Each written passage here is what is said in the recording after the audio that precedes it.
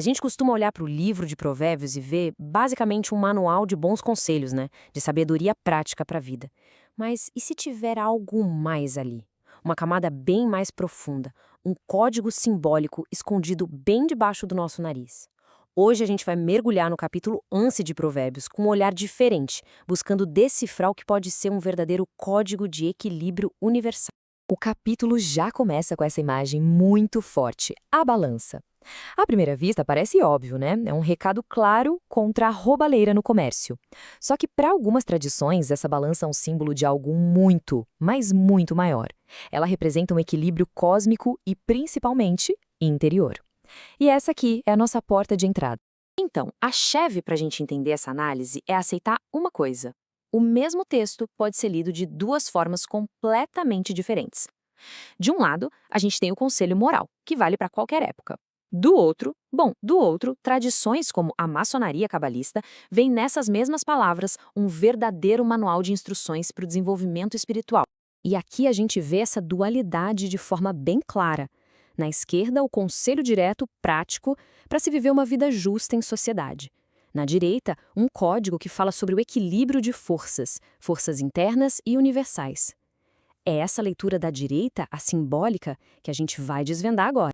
Ok, para decifrar qualquer código, a gente precisa da chave, certo? E a chave aqui é uma só, o princípio do equilíbrio.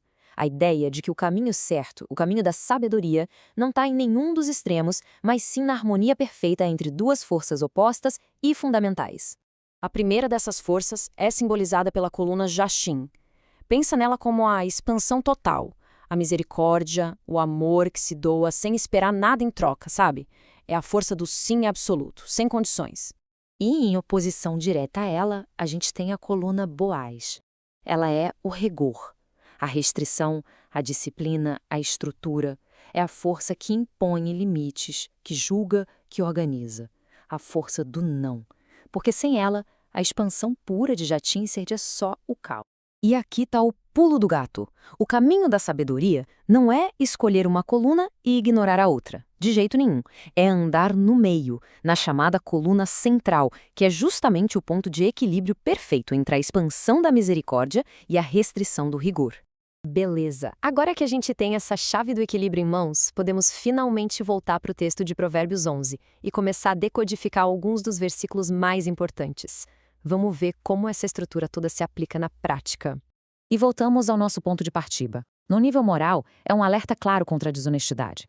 Mas, e no código simbólico? O que seriam essa balança enganosa e esse peso justo? Olha que interessante. Duas tradições diferentes chegando na mesmíssima conclusão.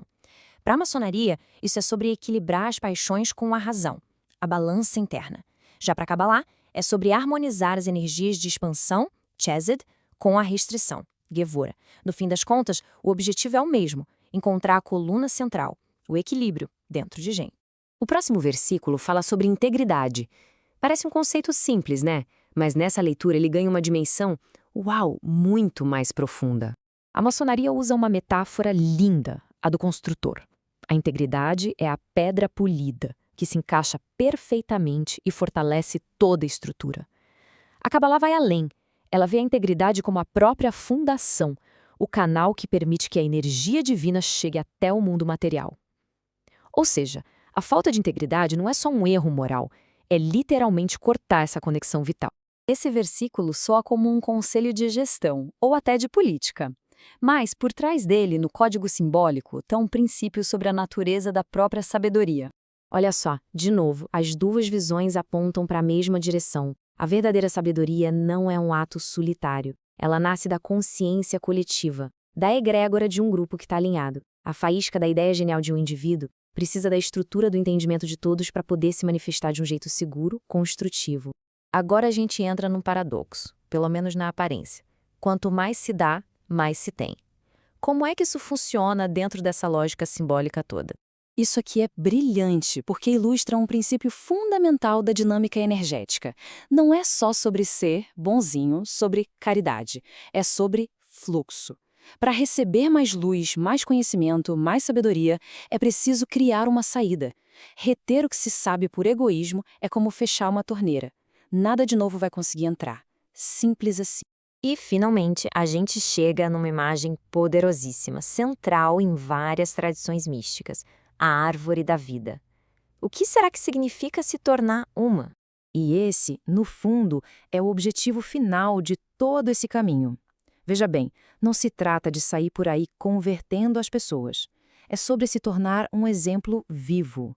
A pessoa que alcança esse equilíbrio se torna ela mesma uma ponte entre o mundo espiritual e o material. Uma árvore da vida em miniatura, cujos frutos naturalmente inspiram e alimentam todos que estão ao redor. Então tá, a gente juntou todas essas peças do quebra-cabeça. O que a gente aprende com isso? A conclusão leva a gente a uma redefinição bem radical do que a gente entende por justiça e retidão. Nesta visão, ser justo, ser íntegro, não é apenas uma boa escolha moral, é uma necessidade estrutural, quase matemática, é geometria. Para que o templo da realidade, seja a pessoal ou a coletiva, fique de pé, cada peça precisa ter o peso exato, o alinhamento perfeito. O desequilíbrio não é algo que leva ao castigo, o desequilíbrio é o próprio colapso. E isso tudo nos deixa com um último pensamento, uma provocação. E se a integridade, a justiça, o equilíbrio não forem apenas ideais que a gente tenta alcançar? E se forem leis fundamentais do universo, tão reais e inescapáveis quanto a gravidade?